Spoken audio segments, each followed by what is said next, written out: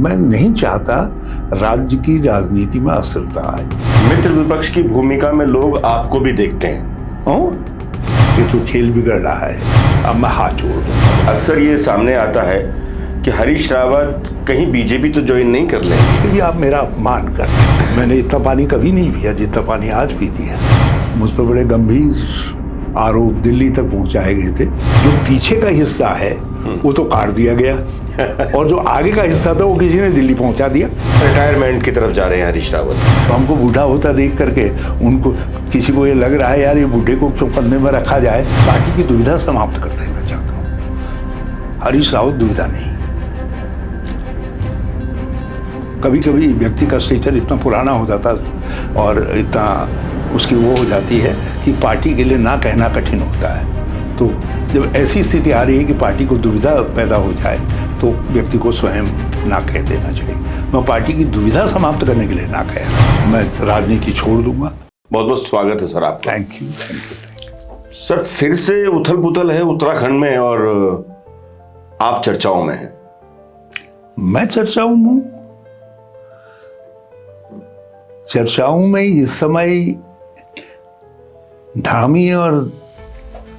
धामी पर नजर गड़ाए हुए भाजपा ही है, वो चर्चाओं में है। चर्चा में जो है भाजपा के अंदर जो अंतर्द्वंद चल रहा है वो अंतर्द्वंद है सत्ता का। राज्य एक बार फिर से ऐसा लग रहा है कि अस्थिरता के दरवाजे पर खड़ा है। इस जो कुल सिनेरियो है, हम तो चर्चाओं में हम जनता के सवालों को उठा रहे हैं, इसलिए चर्चाओं में हो सकते हैं। पुष्कर सिंह धामी को आपका स्नेह मिलता रहता है, स्नेह प्राप्त है, इसलिए आप चर्चाओं में ज्यादा। स्नेह तो मेरा सबको मिलता है, बल्कि आज से पहले मुझ पर बड़े गंभीर आरोप दिल्ली तक पहुंचाए गए थे जब मैंने कहा कि त्रिवेंद्र 5 साल, क्योंकि मैं नहीं चाहता राज्य की राजनीति में अस्थिरता आए। मैं उस अस्थिरता को भोग चुका हूं और अस्थिरता के बीच में काम करना एक मुख्यमंत्री के लिए कितना कठिन होता है और जनता की परीक्षा देना कितना कठिन होता है। और सबसे बड़ी बात यह है जनता की जो विकास की अपेक्षाएं होती हैं उनको आगे बढ़ाना कितना कठिन होता है। मैंने वो दौर 1.5 साल बखूबी देखा है। देश के इतिहास में हमारी विधानसभा पहली विधानसभा है जिसको एक ही साल में 2 बार विनियोग विधेयक पास करना पड़ा। 2 बार फॉर नथिंग। जबकि हाई कोर्ट फाइनली डिसाइड कर चुका था कि speaker is the master of the house और उन्होंने जो फैसला जो पास डिक्लेयर किया है that is final. Supreme court ने भी उसको मुहर लगा दी थी, लेकिन उसके बावजूद जो है I was made to go before the house again for passing of the appropriation bill. तो ये मैं उसको भोग चुका था, इसलिए मैं कहता था कि नहीं, अब जो भी है जो मुख्यमंत्री बने हैं 5 साल, ताकि 5 साल बाद जब वो चुनाव में जाए और उनके साथ उनकी पार्टी चुनाव में जाए तो उस समय उनसे लोग 5 साल के हिसाब से सवाल जवाब ले सके। अब हुआ क्या, त्रिवेंद्र सिंह गए, तीरथ आए, तीरथ भी गंगा स्नान करने चले गए, धामी धमक पड़े और लोगों ने कहा यार नया नया चेहरा है। तो सारी एंटी इनकम्बेंसी पीछे रह गई और कांग्रेस के लिए कुछ अपने कारण भी होंगे, कांग्रेस के रहे हैं, लेकिन एक कारण जो है ये भी रहा कि धामी नया चेहरा थे। तो भाजपा, मुझको डर ये लगता है कि कहीं भाजपा फिर तो ऐसा षड्यंत्र नहीं कर रही है। सर त्रिवेंद्र सिंह रावत के लिए आपके मन में एक प्रेम उपजा, वो समझ में आया क्या वजह हो सकती है, 5 साल क्यों देना चाहते थे आप। आज की तारीख में युवा मुख्यमंत्री हैं पुष्कर सिंह धामी, उनको लेकर क्या कहते हैं आप? 5 साल मिलने चाहिए उन्हें? देखिए, जो यदि मुझसे पूछो तो उनको 1 साल भी नहीं मिलना चाहिए था। जिस तरीके की स्थितियां राज्य के अंदर है, और भाजपा को भी 1 साल नहीं मिलना चाहिए, 1 साल भी नहीं मिलना चाहिए था। लेकिन अब जनता है, जनता जनार्दन है, ये तो उसका फैसला है ना। जब एक बार फैसला हो गया तो हमारे हाथ में तो है नहीं, हमारे हाथ में तो है नहीं। तो हम तो ये चाहेंगे कि राज्य में राजनीतिक स्थिरता रहे, और 5 साल बाद जब वो व्यक्ति चुनाव के दरवाजे पर पहुंचे तो लोग उसकी आंखों में आंख डाल करके कह सकें, श्रीधामी आप वोट मांगने तो आए हो, आपने ये नहीं किया, आपने ये नहीं किया, आपने ये नहीं किया, आपने ये नहीं किया। उनकी विफलताएं लेकर के, विफलताओं का चिट्ठा लेकर के जनता उनके सामने खड़ी हो सके, ये मेरी सोच कहती है, और राजनीतिक स्ट्रेटेजी भी यही कहती है। यदि विपक्ष के हिसाब से सोचे तो राजनीतिक स्ट्रेटेजी भी यही, टू अपोज द गवर्नमेंट। और क्योंकि हम डिपोज करने की स्थिति में नहीं है, वो स्थिति में तब आएंगे जब 2027 में चुनाव आएगा, और डिपोज तभी कर पाएंगे जब एंटी इनकम्बेंसी के घेरे में भयंकर रूप से घिरा हुआ चीफ मिनिस्टर होगा, जिस पर 10 तरीके के भ्रष्टाचार, कुशासन आदि आदि के सवाल घेरे हुए होंगे, सवाल उठ रहे होंगे जो है। तो वो स्थिति लाने की राजनीति करनी चाहिए। तो हरीश रावत की रणनीति विशुद्ध रूप से ये है कि हम भाजपा को डिसलॉज करें, और उस डिसलॉज करने में जो भाजपा का गेम है, एंटी इनकम्बेंसी को बीट करने के लिए एमएलएज के टिकट काट दो, चीफ मिनिस्टर का चेहरा हटा दो, मंत्रियों को इन स्टॉक जैसे गुजरात के अंदर किया, पूरे का पूरा जो है मंत्रिमंडल ही रातों रात बदल डाला। तो ये जो नई तरीके की मैकेनिज्म, टोटके लाए जा रहे, टोटके भाजपा द्वारा जो है, इन टोटकों को विफल करना है। तो उत्तराखंड के अंदर भी मुझे न जाने क्यों लग रहा है कि यहाँ भी टोटका आजमाया जा सकता है कभी भी। 2022 में आपने गिफ्ट कर दी अपनी सरकार भाजपा को, आपके अंदर खाने के लोगों ने, जिनको आज मित्र विपक्ष के तौर पर जाना जाता है, माफ कीजिएगा, मित्र विपक्ष की भूमिका में लोग आपको भी देखते हैं। मुझको लोग अक्सर ये मानकर चलते हैं कि कहीं ना कहीं पूर्व मुख्यमंत्री हरीश रावत भी कहीं ना कहीं करंट मुख्यमंत्री बीजेपी के जो पुष्कर सिंह धामी हैं, उनकी मदद करते हुए नजर आते हैं, भले ही अपनी बातों से। मैंने कहीं तारीफ नहीं की। हाँ, एक बात है, आप राजनीति में डिस्कर्टियस नहीं हो सकते, और दूसरी बात यह है, आदमी को अपने स्टेचर के अनुसार राजनीति के अंदर गेस्चर दिखाने पड़ते हैं, शब्दों का उपयोग करना पड़ता है। मैं अपने स्टेचर के अनुसार शब्दों का इस्तेमाल करता हूँ, क्योंकि ठीक है, वो माननीय मुख्यमंत्री हैं, आदरणीय हैं, लेकिन मुझसे उम्र में और बातों में वो छूटे, तो इसलिए मैं उनसे उन शब्दों का इस्तेमाल करके बात नहीं कर सकता हूँ जिन शब्दों का इस्तेमाल करके जो है मेरे दूसरे साथी कर सकते, और मैं चाहता हूँ वो करें, और वो जब करेंगे ऐसा तो मैं ताली बजाऊंगा। लेकिन मुझको अपनी उम्र, अपनी वरिष्ठता और उस सब का हिसाब से ही शब्दों का इस्तेमाल करना पड़ेगा। यदि मैं वो ऐसा नहीं करूंगा तो उससे एक तो मेरी स्वीकार्यता घटेगी लोगों में, और दूसरा जो है उसका लाभ अप्रत्यक्ष रूप से भाजपा को मिलेगा। तो मैं नहीं चाहता कि वो लाभ भाजपा को मिले। संघर्ष तो हमारा भाजपा के साथ है। बड़े बड़े मुद्दे हो जाते हैं पर विपक्ष की आवाज नहीं आती। ऐसा नहीं है। देखो, मैं एक बात, to be fair to all, लोग लड़ रहे हैं, अपने अपने तरीके से मुद्दों को उठा रहे हैं, लोगों के बीच में जा रहे हैं, बयान दे रहे हैं, लेकिन उनमें हम कोऑर्डिनेशन पैदा नहीं कर पा रहे हैं। एक स्ट्रेटेजी बना करके हम हमला नहीं कर पा रहे। ये बात इस सीमा तक सही है। इस सीमा तक सही नहीं है कि हम आक्रामकी नहीं है। अब आप देखिए, आज ही आप मेरी पोस्टों को देखिए, आज की पोस्टों को देखिए, कितना मैं आक्रमण कर रहा हूं सरकार के ऊपर। खनन पर त्रिवेंद्र सिंह जी ने तो बयान अब दिया। मैं प्रारंभ से ही कह रहा हूं, खनन प्रेमी मुख्यमंत्री, सत्ता के अंदर से उठी है बात, तो वो ज्यादा असर करती है। अब हमको इसको कैसे लेकर के चलना है, ये हमारे राजनीतिक कौशल पर निर्भर करता है, राजनीतिक कौशल पर निर्भर करता है। इधर जो एक कमी मुझे सब चीज़ों में अपनी दिखाई देती है, जिसको हमको दूर करना चाहिए, वो है कि हम योजनाबद्ध एक रणनीति बना करके, एक मोर्चाबंदी करके इस लड़ाई को हम ले करके चले।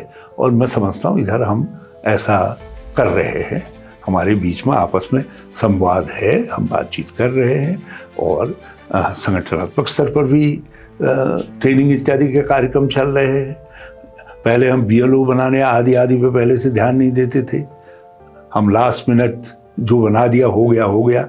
अब हम उधर भी ध्यान दे रहे हैं, हम उन सब कमजोरियों को दूर कर रहे हैं, जिसकी वजह से 2022 के अंदर जस्ट वी गिफ्टेड, जो आपने शब्द कहा है, और बहुत सही शब्द का आपने इस्तेमाल किया है, मैं इस शब्द को स्वीकार करता हूँ। मैं सिर्फ 2022 का मुद्दा, चूंकि इतना हल्का मुद्दा नहीं है, इसका व्यक्ति एक पर्टिकुलर क्वेश्चन जरूर आपसे पूछूंगा अभी, लेकिन एक सवाल इसके बीच में अधूरा रह जाएगा। आप सदन में रहे हैं, सदन का आपको बहुत ज्यादा अनुभव रहा है। त्रिवेंद्र सिंह रावत पूर्व में बीजेपी के मुख्यमंत्री रहे हैं और अब सांसद हैं हरिद्वार से। उन्होंने जो सवाल उठाया सदन में, और उसका जवाब किसी अधिकारी विशेष की तरफ से आता है, क्या लगता है सदन के हिसाब से क्या ये उचित माना जाता है? मैं आपसे जानकर नहीं, ये शिष्टाचार के हिसाब से भी उचित नहीं माना जाता। उत्तराखंड की ब्यूरोक्रेसी को ये सवाल अपने मेंबर से करना चाहिए कि how dare to give this statement on the, how you have reacted on the statement of the forward chief minister. ये कहना कि गलत कहा जा रहा है, ये कहने का उनको कोई अधिकार नहीं था। तो ये तो भाजपा की राजनीतिक संस्कृति है कि उस संस्कृति में ये स्थिति आई कि एक भूतपूर्व चीफ मिनिस्टर को जवाब देने के लिए एक ब्यूरोक्रेट खड़ा हुआ, और उस पर शीर्ष द्वारा कोई संज्ञान नहीं लिया गया, शीर्ष दिल्ली का हो या देहरादून का हो। जिस तरीके से फॉर्मर चीफ मिनिस्टर रिएक्ट किए उस पर, मैं उसको भी अप्रूव नहीं करता। इसीलिए मैंने कहा कि ये प्रेमचंद 2 है उनका बयान, उसको भी मैं अप्रूव नहीं करता। वो मेरी उम्र की वरिष्ठता कहती है कि उस विषय में मैं बिल्कुल स्पष्ट कहूँ कि क्या है करके, क्योंकि हमारे साथ जिन लोगों ने काम किया है उनके लिए हम शब्द का क्या अर्थ है मैं नहीं जानता, लेकिन यह आभास नहीं दे सकते कि जिससे लगे you care for them, what they are like dogs, और ये इस तरीके की बात का आभास नहीं आना चाहिए। एक सांसद को क्या अधिकार प्राप्त हैं? क्या वो इसके ऊपर कोई अपनी तरफ से एक्शन ले सकता है, जैसे एक ब्यूरोक्रेट ने कोई जवाब दिया है त्रिवेंद्र सिंह रावत को? हाँ, यदि स्पीकर चाहे तो उसको सम्मन कर सकते हैं, उसको सम्मन करके डांटा जा सकता है।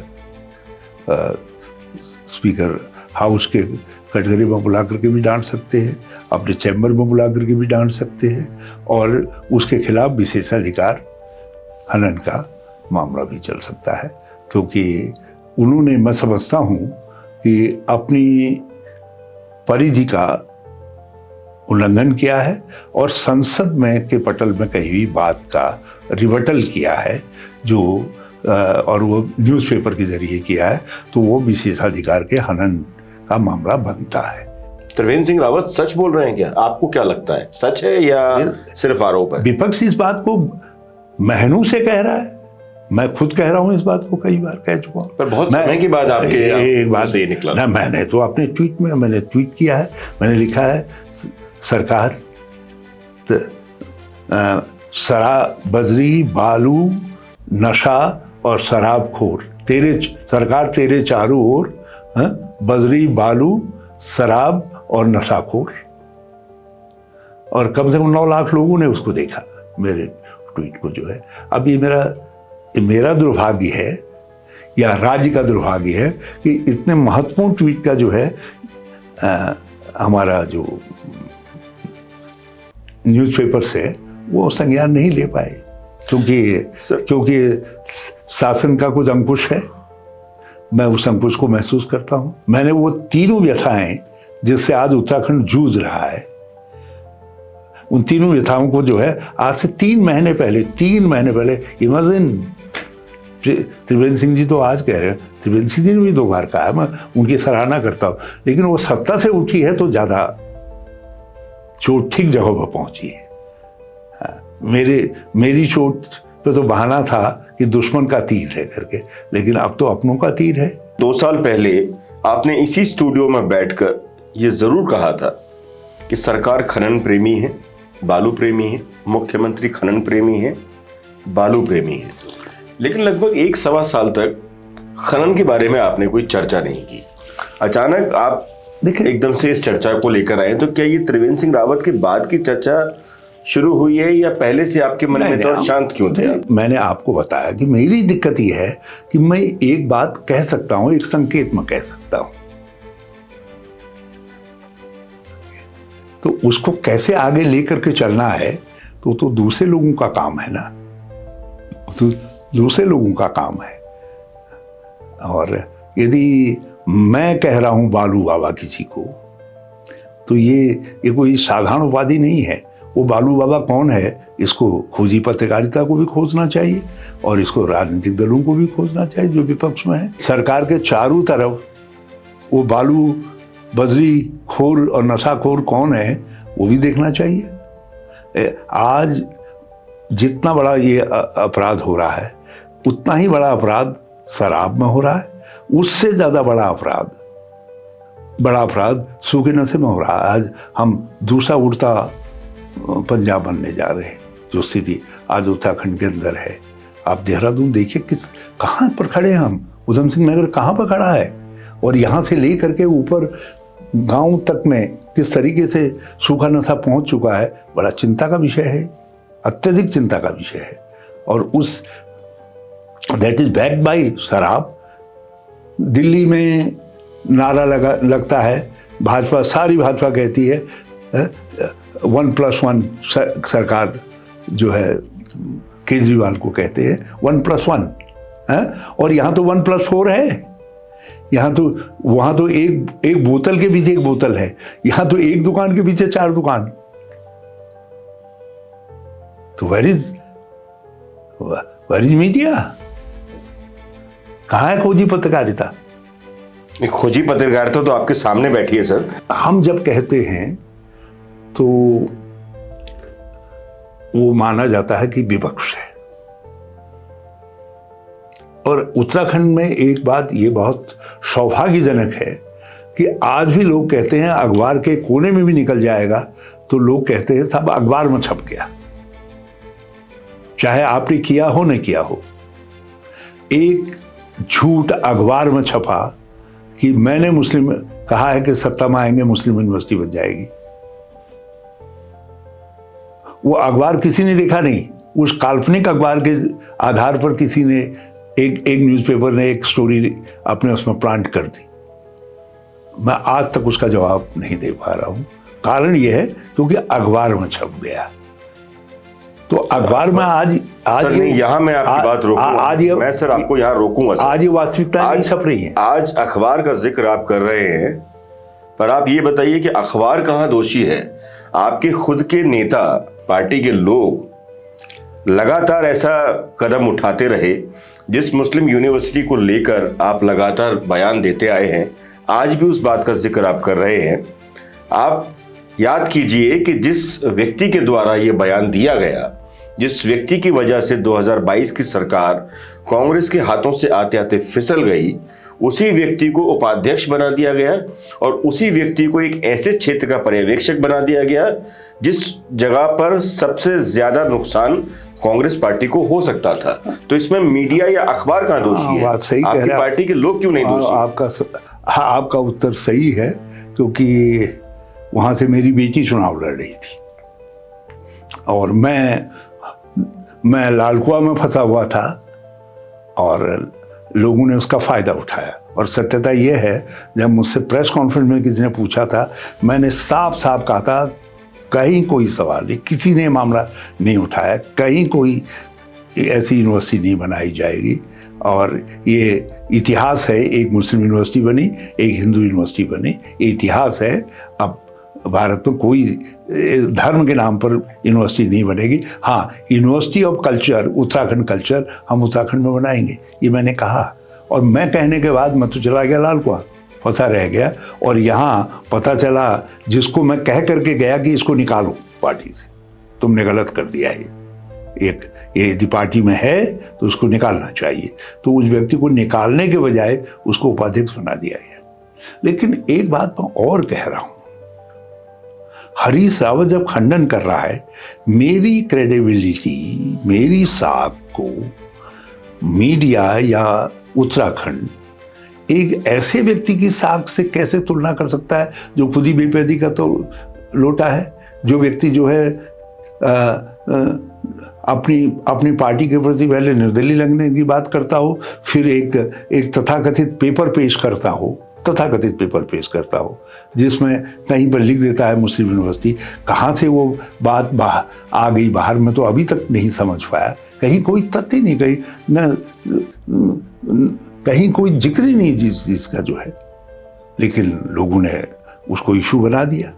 मीडिया का अधिकार और उसकी शक्ति असीमित है, मगर उन अधिकारों का, उस शक्ति का उनको सेल्फ रेस्ट्रेन रखना पड़ता है। तो इस मामले में, कम से कम मेरे मामले में मैंने देखा है कि मीडिया ने सेल्फ रेस्ट्रेन नहीं रखा है।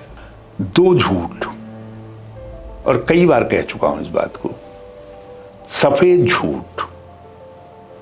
एक तो मुस्लिम यूनिवर्सिटी वाला, जिस पर तुम्हें अब 10 लाख इनाम भी घोषित कर चुका हूं, कह चुका हूं ये एक कागज दिखा दो जिसमें मेरा बयान हो, एक ऐसा कोई मीडिया में कहीं कुछ ऐसा दिखा दो जिसमें मैंने ये कहा हो, तो मैं राजनीति छोड़ दूंगा।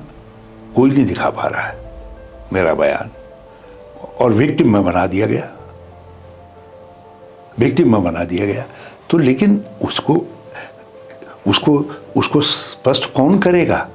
मैं पूछ रहा हूं, मैं ये भी पूछ रहा हूं लोगों से कि साहब, जुम्मे की नमाज, जुम्मे का मतलब हर शुक्रवार को नमाज की छुट्टी, तो मतलब जिस तरीके से एक हफ्ते में एक रविवार होता है, उसी तरीके से शुक्रवार भी हो गया छुट्टी। जब इतनी बड़ी छुट्टी है तो वो बिना नोटिफिकेशन के तो नहीं हो सकता। वो नोटिफिकेशन कहीं तो होगा, किसी हाई स्कूल में गया होगा, किसी प्राइमरी में गया होगा, किसी हॉस्पिटल में गया होगा, किसी सरकारी कार्यालय में गया होगा। अभी तक किसी ने वो नोटिफिकेशन नहीं दिखाया है। नोटिफिकेशन नहीं, ये है वही नोटिफिकेशन सरकारी। हाँ, मेरे पास एक नोटिफिकेशन ज़रूर है जो गुजरात गवर्नमेंट का है। गुजरात गवर्नमेंट ने अलविदा की नमाज के लिए जो है अपने गुजरात गवर्नमेंट के एम्प्लॉयज़ को छुट्टी दी है, उसका नोटिफिकेशन है। क्योंकि ऐसी सरकारी छुट्टियां हमेशा गजट नोटिफिकेशन के माध्यम से होती है, वो ऐसी नहीं हो सकती हैं, किसी की चिट्ठी से नहीं हो सकती, किसी के कह देने भर से नहीं हो सकती है। तो ये इतना बड़ा झूठ रख दिया जाता है। उस झूठ पर कभी भी मीडिया ने कोई डिबेट आयोजित नहीं की। उसको क्लेरिफाई कौन करेगा? हरीश रावत इन दो झूठों से लिपटा हुआ इस दुनिया से चला जाए। अभी आपने गुजरात का एग्जाम्पल दिया, एक नोटिफिकेशन जारी हुआ। नोटिफिकेशन यानी सरकार की तरफ से एक आदेश जारी, इसी को कहते हैं। क्या मुख्यमंत्री कोई आदेश अपने हाथों से जारी करता है? नहीं। क्या मुख्यमंत्री कोई भी आदेश लेकर बाहर मीडिया के सामने जाता है? नहीं। उसके अपने सिस्टम के लोग होते हैं, उसके अपने करीबी लोग होते हैं, उसके सलाहकार लोग होते हैं। मेरा सलाहकार भी कह दे कहीं पर। नहीं तो सर, ये झूठ बाहर अगर आया है तो इसमें मीडिया दोषी है या आपके करीब रहने वाले लोग दोषी हैं? वो तो झूठ भाजपा की लैब में पैदा किया गया और उसको पैदा करने के बाद डाला गया और उसको प्रचारित किया गया, और एक साथ सारे राज्यों के मुख्यमंत्रियों से, मंत्रियों से, केंद्रीय मंत्रीगणों से उसको सारे उत्तराखंड के अंदर प्रचारित किया गया 3 दिन के अंदर, और अंत में जो है प्रधानमंत्री से कहलवाया गया उस बात। सर, मैं यहाँ फिर आपको रोकूंगा। ये झूठ तो जो है एक सुनियोजित झूठ था। तो ये इस झूठ का किसी अखबार ने ये संज्ञान क्यों नहीं लिया कि कोई अखबार जाकर के कहता भाई इसका गजट नोटिफिकेशन दिखाइए, कहाँ है जुम्मे की नमाज के लिए शुक्रवार की छुट्टी का नोटिफिकेशन। माफ़ कीजिएगा सर, मैं बार बार आपकी बातों को रोक रहा हूँ, काट रहा हूँ। मैं फिर एक बात पे आ रहा हूँ सर। भाजपा ने ये झूठ पैदा नहीं किया, पैदा ये कांग्रेस के अंदर से हुआ, भाजपा ने तो उसे बड़ा किया। नहीं, गलत बात। ये भाजपा के अंदर ही लैब में बनाया गया, और जब भाजपा को लगा कि अगर सर भाजपा की लैब में बनाया गया तो उस व्यक्ति को, जिस व्यक्ति ने इतनी बड़ी बात कहकर 2022 की आती सरकार आपके हाथ से छीन ली, उस व्यक्ति को फिर उपाध्यक्ष कैसे बना दिया गया? वो लैब कर्मी तो आप ही के लोग हैं सर। नहीं, देखिए एक बात है ना, ये देखो, दो बातों में हमको अंतर करना पड़ेगा। एक व्यक्ति कोई बात कह रहा है, व्यक्ति है ना, उस समय तो कांग्रेस में भी नहीं है वो, कांग्रेस में तो बाद में आ रहा है जब उसको उपाध्यक्ष बना दिया जा रहा है। वो तो उस समय तक जो है एक निर्दलीय के तौर पर कांग्रेस के वोट काटने के लिए लड़ना चाह रहा था, और वो अपने मांग पत्र में लिखता है, कांग्रेस का तो केवल उसमें दोष ये है कि श्री मोहन प्रकाश और श्री देवेंद्र यादव वो उस ज्ञापन को लेते हैं। उनका भी कहीं बयान नहीं है कि हाँ हम इनकी मांगें मान रहे हैं या हम इनके ज्ञापन में इसको स्वीकार करते हैं। और उन्होंने मुस्लिम यूनिवर्सिटी वाला कॉलम देखा या नहीं देखा ये भी मालूम नहीं अभी तक जो है, उस समय तक जो है। कांग्रेस की गलती तब हो सकती है जब वो मामला उठ गया था, उसके बाद निकाला नहीं गया, उसके बाद उसको यूज करने की कोशिश की गई। मेरी बेटी को हराने के लिए उसके वहाँ जो है ऑब्जर्वर बना करके उसको भेजा गया, वो एक सुनियोजित साजिश थी, और किस स्तर पर रची गई भगवान जाने। और पार्टी को उसका ज़रूर जो है संज्ञान लेना चाहिए था, और अब भी लेना चाहिए, क्योंकि ऐसी चीज़ें भविष्य में ना हो, उसके लिए ज़रूरी है जिस कालखंड में हुई है उसकी जांच की जाए, उसको देखा जाए करके। लेकिन उस समय तक कांग्रेस का उससे कुछ लेना देना नहीं था, क्योंकि सवाल उठा मुस्लिम यूनिवर्सिटी के रूप में, और वो मुस्लिम यूनिवर्सिटी के रूप में भी उसका कोई असर नहीं पड़ने जा रहा था। उसको हरीश रावत के साथ जिस समय से जोड़ा गया तब वो मारक हो गया, क्योंकि वो भाजपा जानती थी जब तक इसके साथ हरीश रावत के साथ नहीं जोड़ेंगे तो इसका जनमानस में कोई असर नहीं पड़ेगा। तो उन्होंने पड़े असर उसके लिए उसको जोड़ा, और उस झूठ को सबसे पहले बड़े लोगों में मुख्यमंत्री ने बोला। और मैं अब भी कह रहा हूं कि मुख्यमंत्री ने झूठ बोला। सारा तंत्र है, मेरे ऊपर मुकदमा क्यों नहीं करता? वही वाले मुख्यमंत्री जिनके लिए आप कह रहे थे कि 5 साल पूरे होने चाहिए, उन्हीं मुख्यमंत्री ने बोला। वो जिस दिन आप, यदि लोग इतना समझ जाएंगे कि हरीश रावत ने 5 साल क्यों कहा, तो उस दिन वो भी हरीश रावत ही हो जाएंगे। मैं आज तो लेकिन आपने समझा ही दी। ये समय की राजनीतिक आवश्यकता है। एंटी इनकम्बेंसी को बीट करने के लिए मैं भाजपा के हाथ का खिलौना बनूं? भाजपा तो चाहती है एंटी इनकम्बेंसी हो। मैं चाहता हूं कि जिसके ऊपर, जिससे मैं कह रहा हूं सरकार तेरे चारों ओर, बदरी बालू शराब और नशाखोर, तो मैं तो चाहूँगा कि चुनाव के अंदर वही व्यक्ति जो है पार्टी को लीड करता हुआ दिखाई दे। किसी नए को ले आएंगे तो उसके लिए तो नारा गढ़ने में भी समय लग जाएगा। तो इसलिए दलीप जी, कोई बात क्यों कही जा रही है वो अपनी जगह पर है, लेकिन इस जगह पर जिस बात को मैं कह रहा हूँ, मुख्यमंत्री ने उस झूठ को सबसे पहले बोला, और उसके बाद धीरे धीरे उनके पूरे शीर्ष ने उसको दोहराया, और उसी तरीके से दोहराया जिस तरीके से जो है इस झूठ को दोहराया जुम्मे की नमाज वाले को जो है। हाँ, आप हमसे कह सकते हैं कि इसका पर्दाफाश करने के लिए आप क्या कर रहे हैं। मैं तो कर रहा हूँ। मुझे तकलीफ इस बात की है कि मेरी पार्टी और मेरी पार्टी के जो नेतागण है उनको भी इसकी गंभीरता को समझना चाहिए। भाजपा में एक बोलता है, झूठ बोलता है, लेकिन उसको फिर दूसरा झूठ होता है, तीसरा बोलता है, फिर सब बोलने लगते हैं, फिर बार बार बोलते हैं, फिर जोर से बोलते हैं। तो हम एक झूठ बोला गया, उसकी काट के लिए भी यदि सब उठ करके एक साथ खड़े नहीं हो रहे तो ये सवाल जरूर जो है उठ सकता है। और मैं समझता हूँ यदि आपके इस टेलीकास्ट को मेरे साथी देखेंगे तो इस व्यथा को जो मैंने उठाया है पार्टी की, उस पर वो जरूर गौर करेंगे। यकीनन यहाँ कांग्रेस को सामूहिक रूप से इन झूठों के प्रतिकार के लिए खड़ा होना चाहिए। गैंग्स ऑफ वासेपुर एक फिल्म आई थी, कांग्रेस लगभग वैसी ही नजर आती है। मैंने नहीं देखी। आधे इस गैंग में है, आधे इस गैंग में, आधे इस गैंग में है। ऐसा कुछ नहीं है। आपकी हंसी कुछ और बताती है और जवाब कुछ और बता रहा है आपका। ऐसा कुछ नहीं है, ऐसा कुछ नहीं है। देखो, हम लोकतांत्रिक पार्टी हैं, हमारी पार्टी के अंदर सवाल उठाने की आज़ादी है, भाजपा में नहीं है। और मैं आपसे दावे से कह रहा हूँ, त्रिवेंद्र सिंह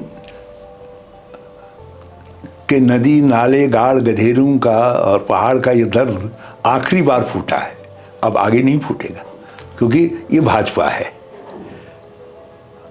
और कांग्रेस के अंदर जो है आदमी अपनी बात कहता है, यहाँ नहीं सुनी गई यहाँ कहता है, यहाँ नहीं सुनी गई वहाँ कहता है, नहीं सुनी गई तो दिलीप राठौर के पास आकर के कह देता है। तो कांग्रेस के अंदर ये लोकतंत्र है। तो ये जो कमी आप बता रहे हैं वो हमारे जो आंतरिक लोकतंत्र है, हमारा इनबिल्ट स्ट्रक्चर, और पहले से हम इसी तरीके से काम करते आए। लेकिन आज हमको ये ज़रूर समझना चाहिए कि हम एक रेजिमेंटेड पार्टी, जिसका जो बल्कि किसी फ्रेंच किसी और की है, मालिक कोई और है, जिस पार्टी का जो किसी की तरफ से एक राजनीतिक हथियार खड़ा किया गया है। भाजपा एक राजनीतिक हथियार है आरएसएस की, आरएसएस मालिक है, उनकी अकाउंटेबिलिटी पूरी उनके प्रति है, जनता के प्रति, लोकतंत्र के प्रति किसी और के प्रति नहीं है। वो आरएसएस के प्रति उनकी अकाउंटेबिलिटी है। तो इसलिए कांग्रेस के लोकतंत्र के में और उनके लोकतंत्र में भिन्नता है, और हम इसीलिए कभी कभी बटे हुए दिखाई देते हैं। लेकिन इसके बावजूद भी यही हमारी ताकत भी है, इसीलिए हम इतने बारसों से चले हैं। अभी देखते दीजिए, कुछ ये सत्ता में है अभी, ये कार्यकाल खत्म होते होते अब ऐसा भी समय आएगा, एक समय जब इनको कुछ भी समझना बड़ा मुश्किल हो जाएगा, और कांग्रेस आपको फिर से कहीं से सरफेस होती हुई दिखाई देगी, उभरते हुए दिखाई देगी। और आज भी कांग्रेस इन सब चीज़ों के बावजूद जो है एक विचारधारा, एक सोच, एक राष्ट्रीय जीवन की एक सशक्त राजनीतिक आकांक्षा के रूप में बहती हुई दिखाई तो देती है। आज भी सवाल हम ही से करते हैं लोग। आप भी तो आज सवाल भाई उत्तराखंड में हरीश रावत से कर रहे हैं ना। क्यों कर रहे हैं? क्योंकि मैं कांग्रेस का सबसे पुराने सिपाहियों में से हूँ, तो आप इसलिए कर रहे हैं। मैं सबसे वरिष्ठ लोगों में, आप उत्तराखंड की राजनीति के काफी वरिष्ठ स्तंभ के तौर पर देखे जाते हैं। नहीं, कांग्रेस के भी, इसीलिए आप ये सवाल पूरे उत्तराखंड की मैंने बता दिया, इसीलिए आप कांग्रेस के सारे सवाल मुझसे कर रहे हैं। जाहिर सी बात है। मैं उनका जो आप सवाल कर रहे हैं उसका महत्व समझता हूँ। लोकतंत्र की आपने बात की और आपने कहा लोकतंत्र की वजह से लोग पार्टी फोरम पे खड़े हो जाते हैं। कुछ लोग ऐसे भी हैं जिनको राजनीति के पायदान पर आपने खड़ा करने की कोशिश की, इनफैक्ट खड़ा किया। आज उनमें से लोग आपके साथ हैं नहीं। आज पहली बार मैंने ये सवाल पूछा है, थोड़ा खुलकर बताइए कौन कौन लोग थे जो साथ थे और अब नहीं है। नहीं, ऐसा देखो, सभी लोग हमारे साथ ही हैं, सब रहे, सबने। आपके छोटे भाई रंजीत रावत तो नहीं है आपके साथ? नहीं, सब हमारे सबसे वरिष्ठ नेता हीरा सिंह जी है। यदि कभी हमारी कोशिश, हमारी ताकत थी कि जब लोग उनको राजनीति से निपटा देना चाहते थे, तो हमने जिसको पूरी पार्टी ने तय कर दिया था, नारायण दत्त जी जैसे चीफ मिनिस्टर हों और बीपी सिंह जैसे पीसीसी प्रेसिडेंट और केंद्र में मंत्री भी हों और निर्णय किसी के नाम का हो गया हो, उस नाम को बदलवाना कोई साधारण ताकत नहीं थी। और जिसका नाम बदलवा गया वो भी आज यही हैं, और जिनको बदला करके लाया गया वो भी यही हैं। लेकिन ये भी हकीकत है, हमने उनका साथ दिया तो हमको यहाँ तक पहुँचाने में उनका भी साथ रहा, वो भी हमारे साथ खड़े रहे। तो ऐसा नहीं है, दूसरे साथी हैं। अब मैं मुख्यमंत्री नहीं बन पाया 2002 में, उसमें जहाँ फोतीदार जी जैसे और दूसरे लोगों की अपनी कलाकारी थी, बहुत सारे लोगों की कलाकारी। नंबर तो आपने जुटा लिए थे, फिर ऐसा क्या हुआ? मैं 2002 की बात कर रहा हूँ। 2002 उसमें तो नंबर जुटाने 2007 में नंबर आपने जुटा लिया। 2007 में तो नारायण दत्त जी और मोतीलाल वोरा जी का कुछ आपसी जो है कुछ बैठा होगा, वो अपना जोड़ तोड़ उन्हें क्या बिठाया। और एक तरफ तो हमसे कहा गया भाई नंबर जुटाओ, हमने जब नंबर जुटा लिए तो कह दिया गया कि कांग्रेस ऐसा घटिया काम नहीं करती, जोड़ तोड़ से सरकार नहीं बनाती है, मैंडेट हमारे खिलाफ है और हम उसका सम्मान करते। जब दिल्ली से मामला आ गया तो मैंने, बल्कि वो राजेंद्र भंडारी जी कहीं जहाँ भी थे, मैंने वहाँ से बुलाया, आओ, मैंने कहा यार यहाँ चाय पीते हैं, बात करते हैं। तो मैंने कहा और जो आपको खोज रहे हैं उनको टेलीफोन भी कर दो, हाँ, ताकि मंत्री इत्यादि की लाइन पर। और चाय पी रहे थे तो तब भाजपा वालों ने हल्ला गुल्ला जो बाद वाला मचा वो बाद में मचा। लेकिन वो भी हमने वो समय भी झेला, वो भी सब झेला पार्टी में। मैंने उससे भी कठिन दौर झेला 2002 के अंदर। लेकिन मगर उस समय फोतेदार जी, अब एक व्यक्ति जो मेरी मदद कर सकते थे, जब मैंने उनको टेलीफोन करके कहा, मैंने कहा कैप्टन साहब मेरी मदद करिए, ये तो कुछ और लग रहा है। मैंने कहा आप ही कह सकते हैं। मुझे पता चला कि मैडम के पास नारायण दत्त पहुंच गए हैं और लोग आ रहे हैं। मैंने कहा जो मुझे जानकारी मिली है। तो कैप्टन साहब ने मुझसे कहा हरीश, नो हरीश, हाँ मैं यहाँ आओ। मैं भाग करके गया, वो वहाँ पर एरो क्लब में थे, तो मैं वहाँ जगह गया। हरीश, यू रिमेंबर, मैंने तुमको एक टिकट कहा था, एक बात कही थी। बोले, मैंने कहा सर वो पार्टी हित में बहुत ज़रूरी था उस समय। बोले नहीं, आप पार्टी हित में ये भी ज़रूरी है कि कैप्टन सतीश शर्मा को इंटरफेयर नहीं करना चाहिए। No Harish, thank you.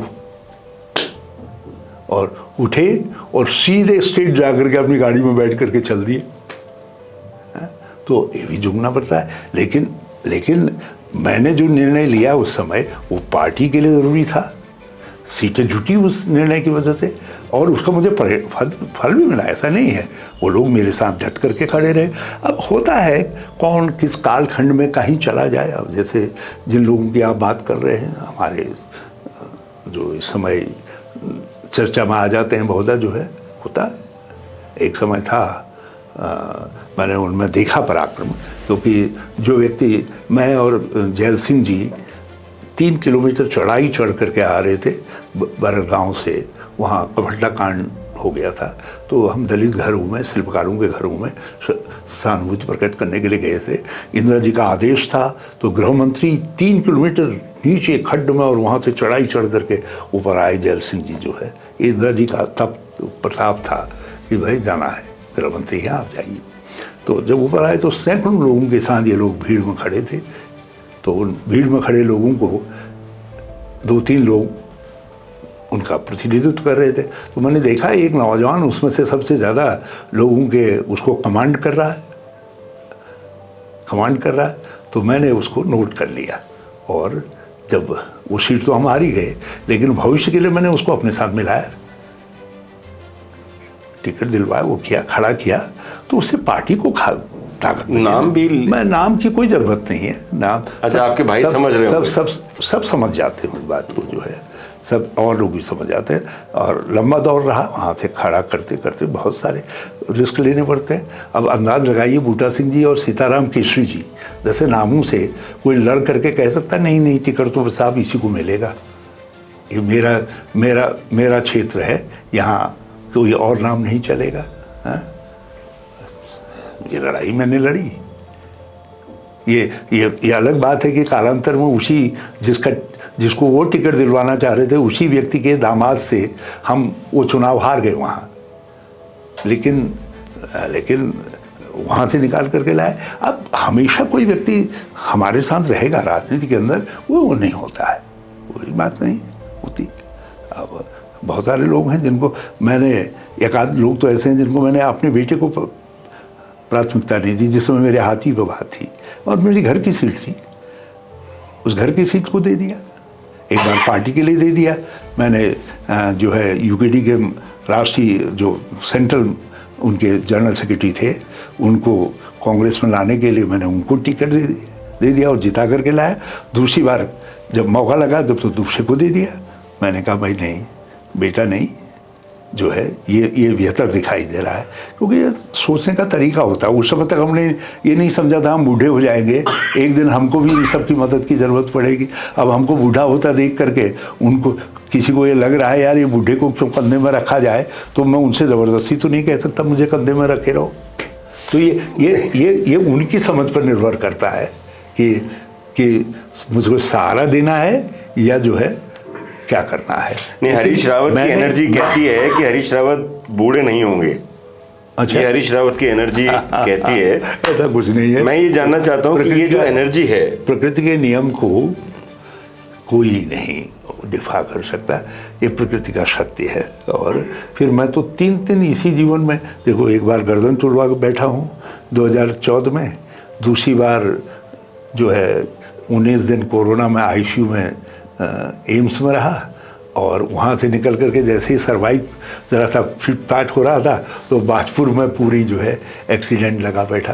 तो अब सब चीज़ें हैं, कब तक सब चीज़ों से लड़ा जा सकता है। मतलब यहाँ फिर वो मेरी बात सच हो जाती है कि राजनीति हरीश रावत के लिए एक बड़ी और महत्वपूर्ण दवाई का काम करती है। ये एनर्जी 2027 में रहेगी या रिटायरमेंट की तरफ जा रहे हैं हरीश रावत? देखिए, रिटायरमेंट तो जिस दिन पार्टी मुझसे कहेगी मैं उसी दिन घोषित कर सकता हूँ, और बल्कि ये मेरी प्रार्थित इच्छा है। लेकिन ये काम या तो दिल्ली कह सकता है या यहाँ के जितने हमारे सीनियर लीडर्स हैं वो बैठे एक दिन कहें, एक फूल के गुलदस्ते में क्या लगता है, मेरे लिए तो बड़ा छोटा सा लाना पड़ता, मैं तो उसी से काम चला लेता हूँ, और वो ले करके एक पट्टा वट्टा कहीं से ले करके मेरे गले में डाल दें, कहने भाई धन्यवाद, तो मुझे बड़ा अच्छा लगेगा। मैं वो दिन ज़रूर चाहूँगा कि मेरे साथी किसी दिन मुझको ऐसे है कि साहब आपने बहुत कर दिया, अब आप कुछ समाज का और सबके साथ मिलजुल करके करिए। रोज़ भाजपा वालों को, इतने सालों से भाजपा वालों को कोसते मुँह अपने आप कसैला भी हो गया है। तो अब मैं नहीं चाहता कि मैं बहुत दिनों तक जो है एक विरोधी के रूप में ही दिखाई दूँ किसी के, जो है मैं चाहता हूँ एक समाज के एक सयाने आदमी की तरीके से सब जो राज्य के मिले जुले सरोकार हैं उनकी बात करूं, जो 10-5 साल जीवन के हैं उनको मैं उसमें लगाना चाहिए, ये मेरी दिली इच्छा है। और मगर राजनीति के हिसाब से मैं ये कह चुका हूं कि मैं 2022 में भी चुनाव नहीं लड़ना चाहता था, और मैं नहीं लड़ा होता तो कांग्रेस सत्ता में होती। मैं लड़ा, गड़बड़ यहीं से शुरू हो गई, और 2027 के लिए मैंने अब बिल्कुल निश्चय कर लिया। आपके इस बार कोई भी कहेगा, अब मैं हाथ जोड़ दूंगा, मैं कहूँगा भाई निकाल देते हो तो निकाल दो, लेकिन अब चुनाव नहीं लड़ रहा हूँ। लेकिन इतना मैं ज़रूर चाहूँगा कि पार्टी बताए मेरी सेवा लेना चाहती है जो चुनाव प्रचार में, तो अवेलेबल है। कांग्रेस के लिए काम करने में मुझे काम करना है तो मुझको काम बताए, मगर एक चीज़ ध्यान रखें कि अब हरीश रावत जो है उतना सरल हरीश रावत नहीं रह गया जिसको खाली शब्दों से मना करके। अब मैं ज़रा सा उनसे हार्ड बार्गेनिंग जरूर करूँगा, क्योंकि मेरे साथी सहयोगी सब जिन लोगों ने जान लगाई, बहुत सारे लोग हैं, बड़ी लंबी फौज है, जिस तरीके से उनको उपेक्षित कर दिया जाता है क्योंकि हरीश रावत के लोग, अरे वो कांग्रेस के लोग हैं। लोगों को, मुझे फक्र है इस बात का कि आज की राजनीतिक परिस्थितियों में भी इस राज्य का 65% कांग्रेसी कार्यकर्ता ऐसा है जो केवल एक तरफ देखता है कि कांग्रेस की तरफ जो है, और वो मुझको कांग्रेस का पर्याय मानता है, इसलिए प्यार करता है जो है। वो 65-70% कार्यकर्ता ऐसा है। बाकी और राजनीतिक कार्यकर्ता हो सकता है, वो केवल कांग्रेस का राजनीतिक कार्यकर्ता है 65-70% जो है, और वो मुझको कांग्रेस का पर्याय मानता है, इसलिए प्यार करता है।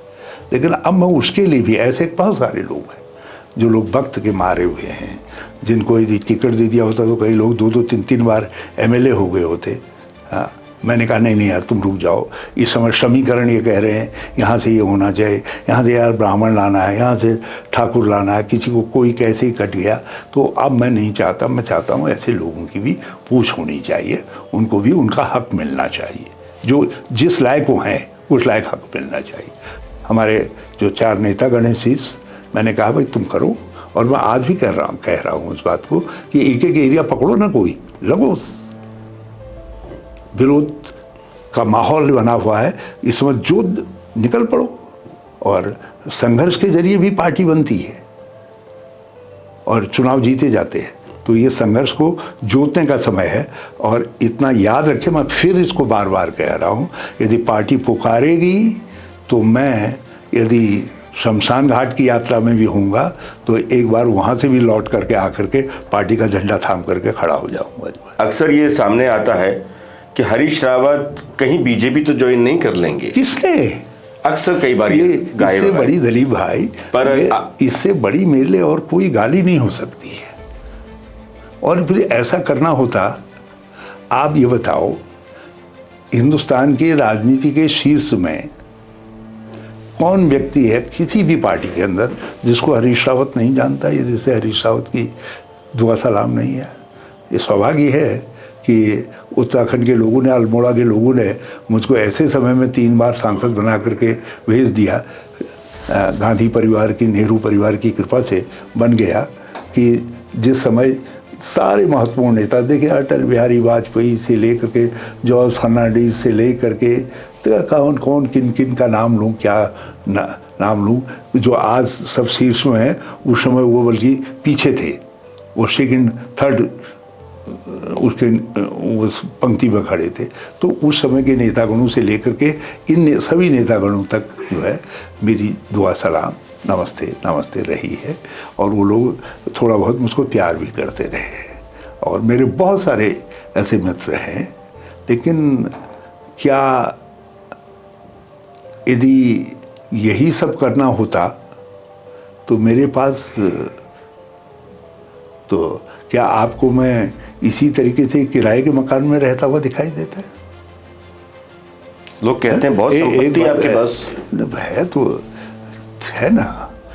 सबसे बड़ी संपत्ति है, संतोष की संपत्ति है। सबसे बड़ी संपत्ति ये है कि मेरे पास हिम्मत की संपत्ति है।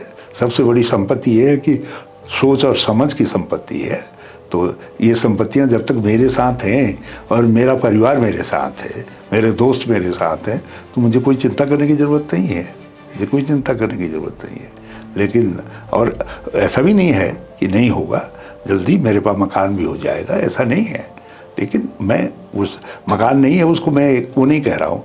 लेकिन यदि ऐसा होता तो फिर सरकारी कोई मकान मुझको मिल सकता था ना। मुझे सरकारी मकान तो छोड़ दीजिए, सारे एक्स चीफ मिनिस्टर्स को एस्कॉर्ट मिलती है, और सबसे ज़्यादा मैं जाता हूँ, एक्सीडेंट झेल चुका हूँ, लेकिन तब भी उसके बाद मुझको एस्कॉर्ट क्यों नहीं दी जाती और वो जब दी जा रही है, बताइए ना। यदि ऐसा है जब तो आपसे प्रेम थोड़ा ज़्यादा होगा, आपसे प्रेम थोड़ा ज़्यादा होगा, इसलिए शायद आपको एस्कॉर्ट नहीं दी जा रही है। हाँ, फिर इसे ये सवाल किसी को पूछना चाहिए किसी से। एक बात, मेरी बेटी ने अर्जी लगाई, कहा कि मुझको एक मकान और दे दीजिए, और प्राइवेटली कहा कि मुझको इसलिए चाहिए मेरे पिताजी रह लेंगे उसमें। तो एक फ्लैट तो उसको मिलता ही, एक फ्लैट और चाहती थी, नहीं दिया गया, नहीं दिया गया। हमको किराया देते देते परेशान हो गए थे। पहले सोचा था कि पार्टी जो है जल्दी आ जाएगी, सत्ता में नहीं आ पाई। धीरे धीरे फिर समझा अब लोकसभा में कुछ हो जाएगा, नहीं हुआ। तो होते होते जब लगा कि यार अब किराया इतना नहीं दे सकते हैं, तो फिर कम किराए वाले घर में आ गए। वहाँ भी लगा यार ये अब बेटी एमएलए हो गई है, इसका फ़ायदा मिल सकता है, तो एक फ्लैट और चाहा। अरे इस राज्य के कुछ नहीं तो इतने साल राजनीतिक कार्यकर्ता के रूप में मैंने सेवा की, मुझे एक फ्लैट और नहीं मेरे नाम पे नहीं दिया जा सकता था मेरी? आप तो सीधे पुष्कर सिंह धामी को फोन करके कह सकते हैं इस बात के लिए, आप खुद पूर्व मुख्यमंत्री रहे हैं, आपका अधिकार है। मैंने सभी मुख्यमंत्रियों को, जो भी आए होंगे, लोगों के काम के लिए कोई मेरे पास पहुंचता है और मैं निधड़क होकर के टेलीफोन करता हूं। हाँ, और मैं तो प्रधानमंत्री के वहाँ भी पहले टेलीफोन कर देता था, लेकिन अब इधर मैंने बंद कर दिया जब से कुछ लोगों ने भाजपा भोजपा कहना शुरू कर दिया। लेकिन क्या है, ये मेरा, जब तक जन सेवा की बात करता हूँ, जनता के कामों के लिए करता हूँ, कोई व्यक्ति मेरे पास आएगा तो हरीश रावत उससे काम के लिए ना नहीं कह सकता। लेकिन अपने काम के लिए मैं किसी को टेलीफोन किया है, कोई चीफ मिनिस्टर नहीं कह सकता।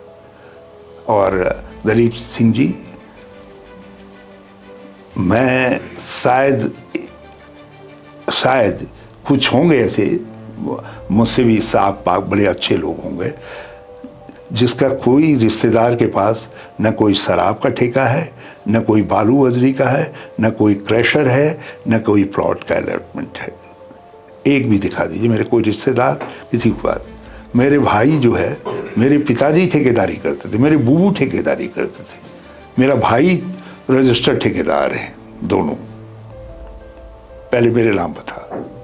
लेकिन आप जिस दिन से हम सत्ता में आए हैं, आप इस राज्य के बनने के बाद उनके कामों को चेक कर लीजिए कि उनके पास कितना काम किया उन्होंने।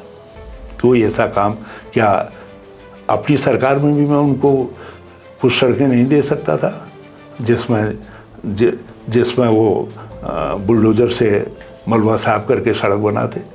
लेकिन आप कोई रिकॉर्ड कोई पूछ करके दिखा दे, कोई मेरे रिश्तेदार को किसी को दुकान तक अलॉट की हो, और किसी को इस काल जिस समय मैं मुख्यमंत्री था मेरा कोई रिश्तेदार नौकरी पर लगा हो,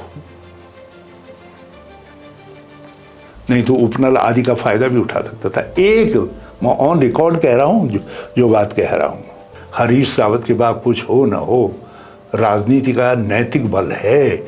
जिस नैतिक बल के बल पर मैं जिंदा हूं, जिस नैतिक बल के बल पर मैं कहीं पर भी बिना गार्ड इत्यादि के, ये तो जबरदस्ती एक लगा रहता है, एक गार्ड से सुरक्षा होती है।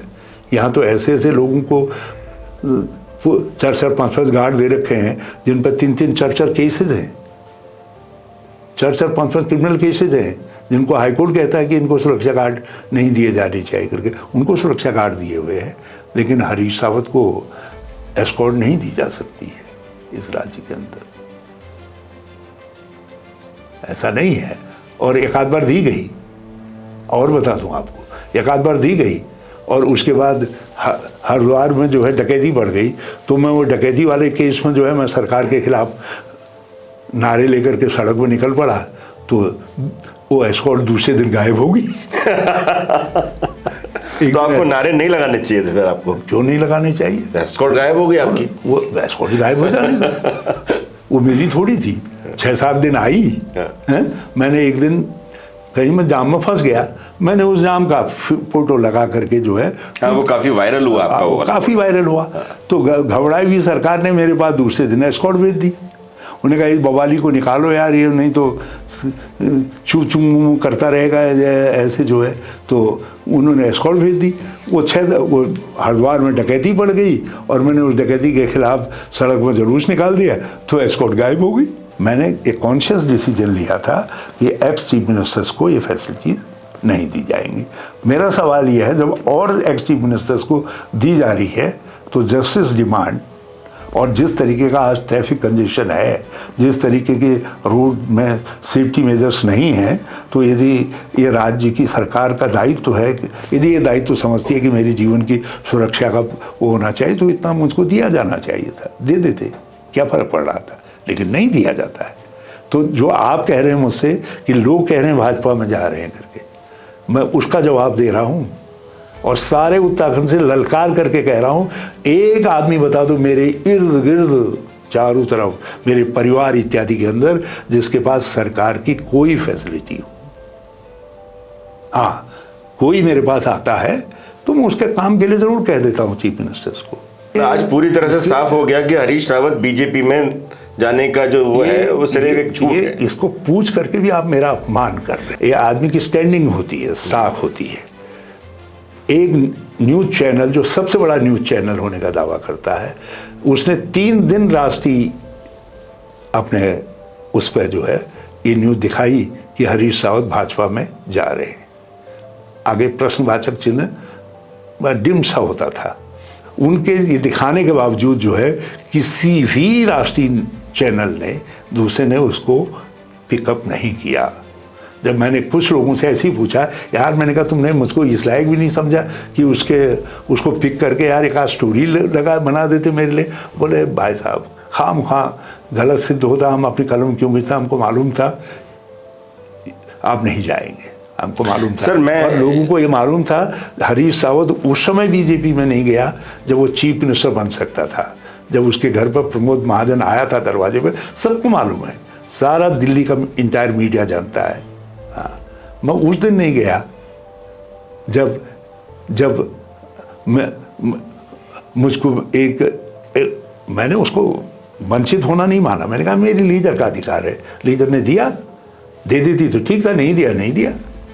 लेकिन मैंने उस दिन विरोध जरूर किया जब मेरे ऊपर 2012 में एक 1.5 साल के लेजिस्लेटिव अनुभव वाले को छद्मपूर्ण तरीके से छलपूर्वक राज्य का मुख्यमंत्री बना दिया गया। मैंने विरोध किया, लेकिन पार्टी के अंदर किया, पार्टी से बाहर नहीं गया। मैंने दूसरी पार्टी नहीं बनाई, मैंने दल बदल नहीं किया। जबकि मैं चाहता तो सरकार नहीं चलती, लेकिन मैंने वो नहीं किया। ये भी संयोग है कि उस व्यक्ति ने जिसको पार्टी ने न वो होते हुए भी मुख्यमंत्री बनाया, उसने पार्टी को जब मुख्यमंत्री नहीं रहे तो धोखा दे दिया। लेकिन हरीश रावत में और ऐसे लोगों में यही अंतर है, इसीलिए हरीश रावत कुछ ही होते हैं। बिना सेनापति के सेना कैसे आगे जाएगी जब खुद हरीश रावत कहते हैं कि वो 2027 का चुनाव नहीं लड़ेंगे? देखिए, 2 बातें हैं। मैंने तो इसलिए ये बात स्पष्ट कर दी, मैं पार्टी की दुविधा समाप्त कर देना चाहता हूं। हरीश रावत दुविधा नहीं। कभी कभी व्यक्ति का स्टेचर इतना पुराना हो जाता और इतना उसकी वो हो जाती है कि पार्टी के लिए ना कहना कठिन होता है। तो जब ऐसी स्थिति आ रही है कि पार्टी को दुविधा पैदा हो जाए तो व्यक्ति को स्वयं ना कह देना चाहिए। मैं पार्टी की दुविधा समाप्त करने के लिए ना कह रहा हूँ, और घोषित इसलिए नहीं कर रहा हूँ इस बात को कि मैं संन्यास ले रहा हूँ, ये इसलिए नहीं कह रहा हूँ क्योंकि युद्ध, खतरनाक युद्ध में पार्टी है। उत्तराखंड भी एक मोर्चा है और मैं पार्टी से कह रहा हूँ कि अब भी मैं तुम्हारे सिपाही के रूप में, तुम बंदूक पकड़ाओ, लाठी पकड़ाओ, डंडा पकड़ाओ, कुछ भी पकड़ाओ, मुँह भी का काम भी सौंपो, तो मैं तैयार हूँ, हाजिर हूँ। लेकिन मैं पार्टी में ये एक दूसरा प्रसंग है कि हरीश रावत क्यों कह रहे हैं, क्योंकि मैं पार्टी की दुविधा समाप्त करना चाहता हूँ। मैं 2022 में भी चाहता था, लेकिन 2022 में पार्टी नहीं मानी। 52 टिकट देने तक मैं चुनाव नहीं लड़ रहा था, और जब कुछ ही टिकट रह गए तो अचानक सब कहने लगे नहीं आपको तो लड़ना ही है, लड़ना ही है, लड़ना ही है। और फिर लड़ना था तो उसके बाद क्या हुआ वो भी सबको मालूम है। दिल्ली से चल करके आया, उस समय कहा तुम्हारे नेतृत्व में चुनाव हो रहा है, हरीश रावत के नेतृत्व में। सारी दिल्ली की सारी मीडिया में आया हरीश रावत के अगुवाई में चुनाव लड़ा जाएगा, और ये भी तय हुआ कि चुनाव के बाद मुख्यमंत्री का चयन श्रीमती सोनिया गांधी जी और राहुल जी करेंगे, ये तय हुआ, ये बिल्कुल फैक्ट, और ये मुझे स्वीकार्य था। और ये आज भी ये बात मैं कहता हूँ कि ये अधिकार मेरी नेता के पास ही रहना चाहिए, या मेरे नेता के पास ही रहना चाहिए। मैं किसी और को वो अधिकार नहीं देना चाहूँगा, इवन अपने विधानमंडल दल को भी वो अधिकार नहीं देना चाहूँगा। ये पार्टी और नेतृत्व के प्रति मेरी निष्ठा नहीं, एक सोच का पागलपन है, क्योंकि मैं जिस बैकग्राउंड से आया उस बैकग्राउंड का व्यक्ति यहाँ तक पहुँच ही नहीं सकता था यदि नेहरू गांधी परिवार का बरदस्त मेरे साथ नहीं होता। तो मैं सोच ही नहीं सकता वहाँ से अलग सोचने की, मेरी क्षमता ही नहीं है। मेरी सारी ताकत, जैसे अर्जुन कहते हैं ना, वही धनुष वही बाणा, वही अर्जुन वही धनुष वही बाणा। कृष्ण के मरने के बाद अर्जुन जो है, जैसे उतने महारथियों को मार दिया, वो भीलों से जो है यादवों की महिलाओं को नहीं छुड़ा पाए। जो ताकत है हमारे पास वो नेहरू गांधी परिवार की है, उनके नाम की ताकत है। उत्तराखंड के कांग्रेस के लोगों से कहना चाहता हूँ, एक तो ये है कि आपके पास आपने कुछ किया है, उससे आप तुलना करके कहते हैं कि ये फला आदमी जो कर रहा है, किया है, ये जो हमने किया है उससे घटिया है या कम है या जनता के विरोध में है। तो हमारे पास 2014 से 2017 तक का काम का एक खाका है। इतनी बड़ी आपदा थी, भूतो न भविष्यति, कभी ना हो भगवान ऐसा न करे, लेकिन हमने रिकॉर्ड टाइम में आपदा से उबारा राज्य को, और राज्य को अपने बुनियादी उन पर खड़ा कर दिया और अर्थव्यवस्था को तेज़ी से उठाना शुरू कर दिया। और उसी का परिणाम था कि जो है 1% से कम की वृद्धि दर बेरोजगारी की थी उत्तराखंड के अंदर, जिस समय 2070 में हमने त्रिवेंद्र सिंह जी सत्तारूढ़ हुए। और जो प्रति व्यक्ति औसत आय की वृद्धि दर थी वो 1,93,000 थी, जो अभी तक जो है ये इतने 8 साल 9 साल के अंदर केवल 25-30 हज़ार की वृद्धि कर पाए हैं। और हमने कहाँ से पहुँचाई थी, जब लोएस्ट ऐप पर थी पर कैपिटा इनकम दर जो है, वहाँ से हम 1,93,000 तक लेकर गए। तो और जो जीडीपी की वृद्धि दर थी वो भी 13% के आसपास थी, जो छोटे राज्यों में सर्वाधिक थी जो है। लेकिन इसके बावजूद भी एक तो हमारे पास कांग्रेस के पास ये है कि साहब ये हमने किया और तुम 8 साल में इस तुलना में ये नहीं कर पाए,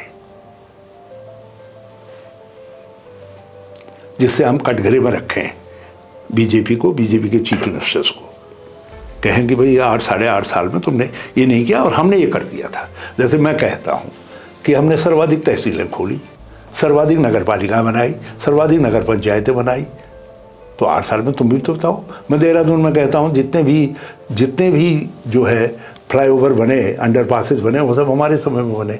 यहाँ तक कि भंडारी बाग वाला भी हम ही शुरुआत करके गए, हमारे समय में काम शुरू हुआ।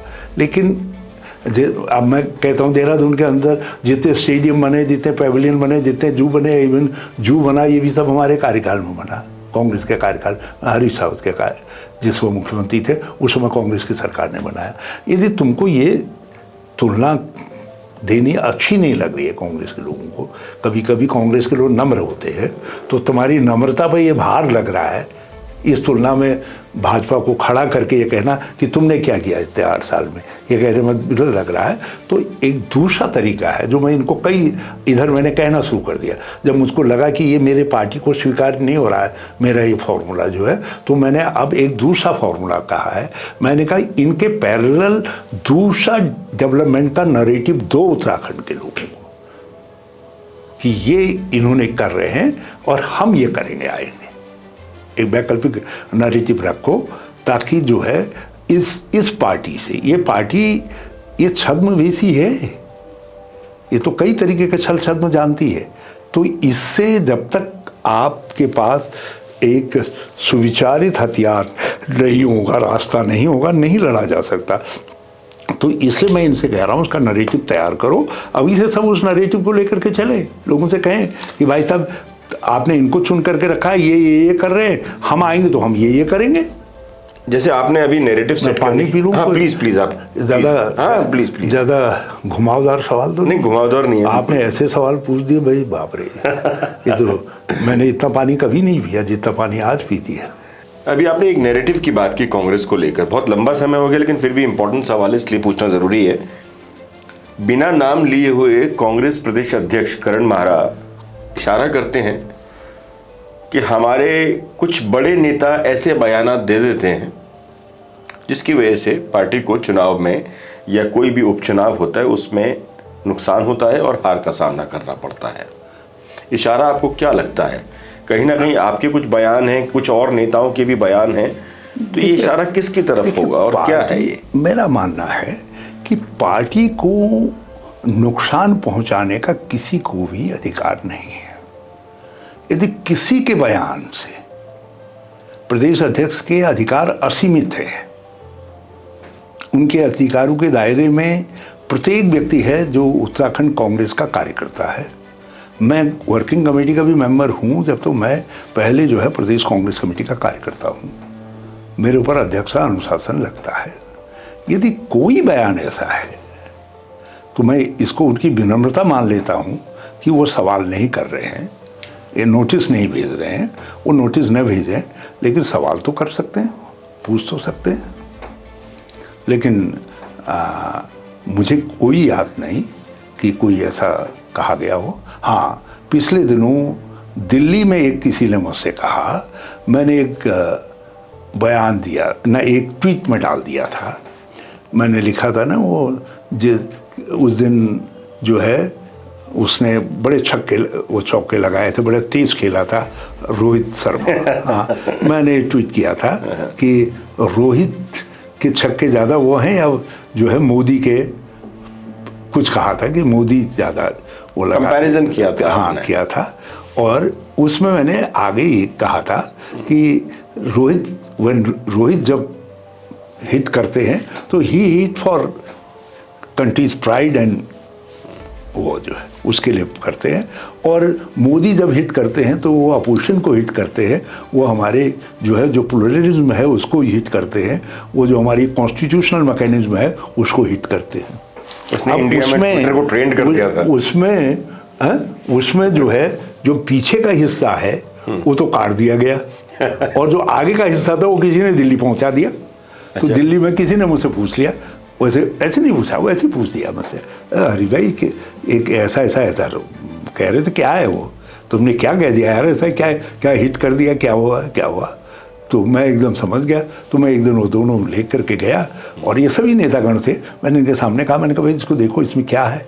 तो किसी को हिम्मत नहीं आई कि उसको पढ़ सके। मैंने कहा देखो तो सही इसमें एनीथिंग रॉन्ग, तो I will correct my self for in future. तो ये देखिए, यदि ऐसा है, हरीश रावत हो या कोई और नेता हो, पार्टी फोरम में, कम से कम पार्टी फोरम में यदि कोई बहुत हमारी लिहाज कर रहे हैं तो पार्टी फोरम में प्रदेश कांग्रेस अध्यक्ष को इस बात को कहना चाहिए। अब उसका रोना आकर के दिलीप के पास करेंगे तो हमारा अध्यक्ष इतना कमजोर नहीं दिखाई देना चाहिए कि वो दिलीप राठौर के मंच पर आकर के उसका रोना लेकर के बैठ जाए, कहे कि इससे पार्टी को नुकसान हो रहा है। इससे पार्टी को ये देखिए,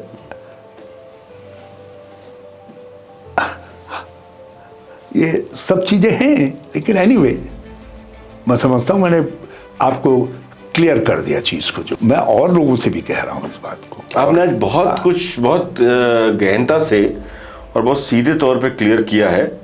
मुझे आज बहुत अच्छा लगा आपसे बात करके, और बहुत सारे बात आपने ऐसी की हैं जो मुझे लगता है शायद पहली बार आपके नहीं, आप ये देखिए, मुझे यदि ये सवाल दिलीप राठौर को पूछना पड़े तो कितना दुखद है, जो सवाल मेरे अध्यक्ष को पूछना चाहिए। तो इसका क्या असर पार्टी के कार्यकर्ताओं के मनोबल पर पड़ेगा यदि उन्होंने आपके मंच पर कहा, और नहीं, और रिकॉर्ड है, यदि मेरे विषय में कहा हो, मैं नहीं जानता किसने, नहीं उन्होंने नाम नहीं लिया, लेकिन उनका इशारा कुछ ऐसे नेताओं की तरफ था। लेकिन वो तो और ज्यादा भ्रामक है ना, नाम लेने से ज्यादा भ्रामक है, कुछ कह दिया उसमें तो सब आगे बेचारे, हालांकि उन्होंने ये भी कहा कि उनके जीजा जी उनको बहुत प्रेम करते हैं। आपने भी किसी मंच पे कहा कि पत्नी का जो भाई होता है वो सबसे प्यारा होता है, तो उसके जवाब में उन्होंने कहा है नहीं, कि छोटा भाई सबसे प्यारा होता है, छोटा भाई सबसे प्यारा होता है। और सबसे बड़ी बात यह है कि बहन जब बहुत ज़्यादा प्रेम करती हो, इनके जब ये पहली बार टिकट इनको कांग्रेस पार्टी ने दिया तो इनके बहन के जोर देने पर ही इनके बड़े भाई लड़ना चाहते थे। उनको घेर घर करके हमने कहा नहीं तुम नहीं लड़ोगे, ये लड़ेंगे जो है चुनाव जो है। सर, हमसे बात करने के लिए बहुत बहुत शुक्रिया। हरीश रावत, जिन्होंने आज एक ऐसी बात की है जो इससे पहले शायद किसी और मंच पे की नहीं। अब चुनाव न लड़ना, इसे संन्यास कहें या पार्टी के प्रति निराशा कहें या फिर अपनों के ही तानों से भरपूर जो शब्द बाढ़ हैं उसकी दवाई। आज के लिए बस इतना ही। नमस्कार।